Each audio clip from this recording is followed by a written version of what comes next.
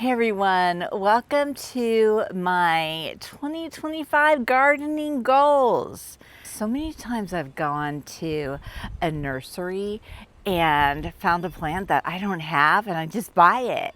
And I would bring it home and then I would research it and find out it wasn't the best plant in the world to have in my garden. So, and when I'm shopping, I always have my phone with me. There is no reason for me to not pop it open and do a quick Google search. Why I don't do that, I don't know. I think I just get really excited and I have kind of an overactive mind that I just jump into things and do them before thinking them through. So I'm just going to slow down a little bit more, do my research, and if I find a plant I don't have, make sure that I do have a spot for it in my garden. I'm not going to just buy a plant because it's one I don't have. And another thing is I want to make sure I know how big it's going to get, because a lot of plants in nurseries look a little and some of them can get 60, 90 feet tall.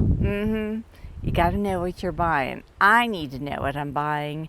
And I also want to share with you knowledge of what I'm buying so you'll know whether you want to get these plants too. Perfect example is this marlberry. And doing my research before going out, I found the perfect plant to put in this location that is going to be a great privacy screen, which the key things I was looking for was evergreen, so that it would have leaves all year and that it would get tall, but not too tall in my garden. And that also led me to purchasing this Jamaican caper, which is going to be a beautiful addition to my garden. Looking at the space and thinking about what I want to place in that space is such a more ideal way to shop than willy-nilly, for sure. And it's going to make a difference in my garden. And I'm excited to be more thoughtful in my purchasing this year.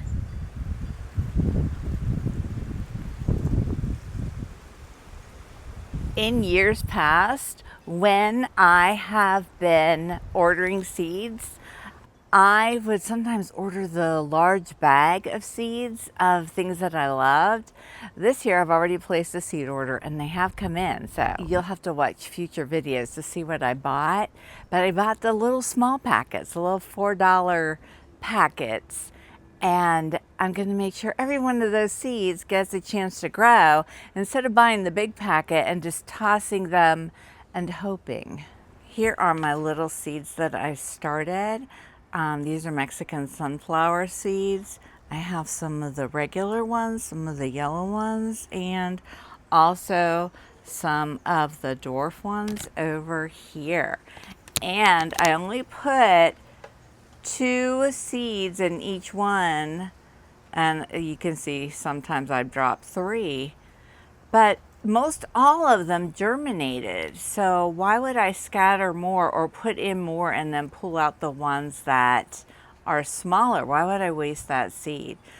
I actually think going forward I'm just going to put 1 seed in, and I did that over here with the Mexican sunflowers that I knew, the regular Tithonia. The yellow ones I put 2 or 3 in because I haven't grown those before.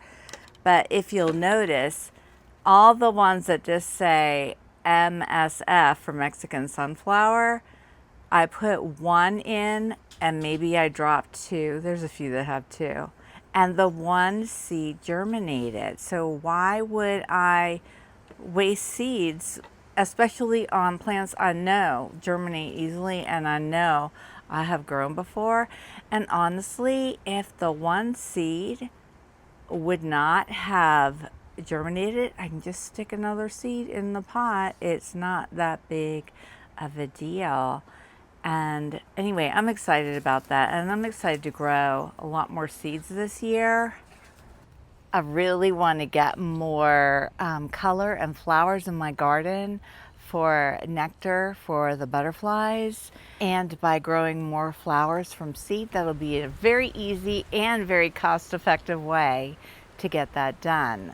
It's going to be fabulous, and I'm excited to share it all with you. Okay, up next is all about filming and filming my videos. I'm trying to be more mindful of the camera movements. I watched a video from the beginning of the year last year just to see what was going on in my garden then. And there were parts of it where I was moving the camera so fast, I was like feeling nauseous. And I thought, oh my goodness, I have to be more mindful of that in my filming and just the quality. And especially when I'm looking at butterflies, sometimes I'm looking at a butterfly and I'm talking about it, but it's moving around and the butterflies, the dogs are playing, the butterflies completely left the viewing of the screen, the monitor, and I'm still talking about it like it's still there because there's so much going on. I'm trying to think about what I'm filming. I'm trying to think about what I want to say. And there's the butterfly gone off and over there somewhere.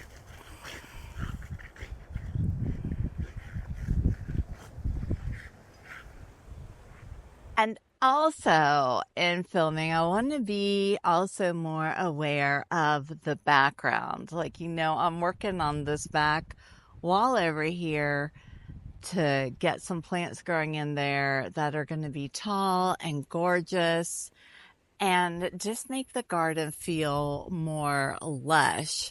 There's a lot of spaces in the background that could use some work, and those are going to be some of the areas I'm going to be focusing on this year in my garden so that I can see into my garden and turn all the way around, and everything I see is beautiful garden space. And that's for me personally, but also for my videos.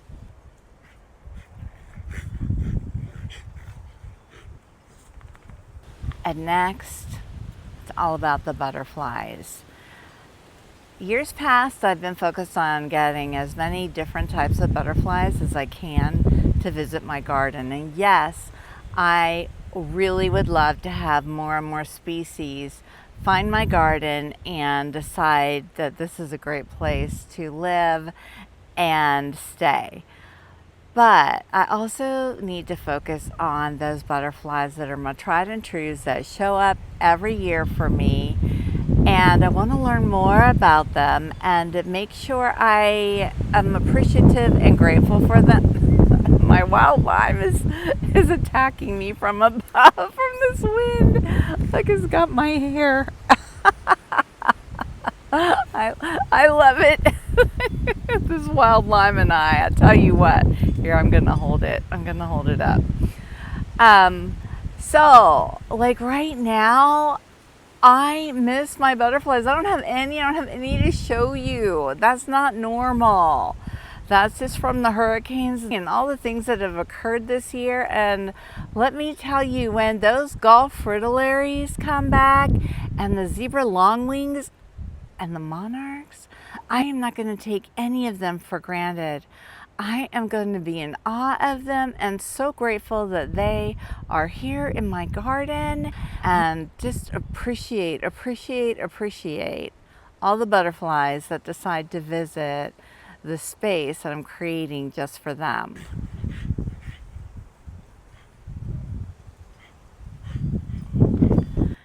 And lastly, I want to work to keep my garden spaces beautiful, including my garden room, and not let it get cluttered, messy, clean up after my projects, put things away where they go.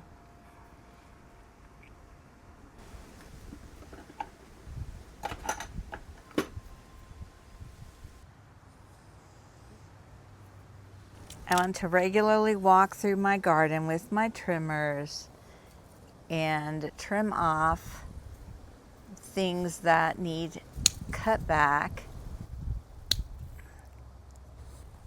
Do regular deadheading.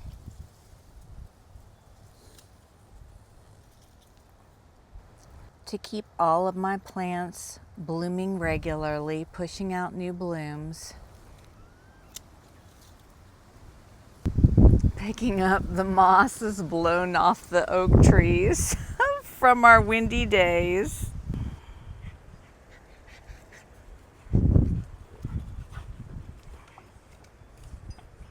And not let any one area become so overgrown that it feels overwhelming to me. I just want to maintain every space so it has a beautiful look to me, and so that when I walk through my garden, I don't have an overwhelming sense of, oh my gosh, that looks terrible. Oh my goodness, I need to take care of that. I need to take care of that. If I come out every day and just do a little trimming every day, just walk out with the dogs, it's going to make a big difference. And I'm excited to have all of these things in action this year.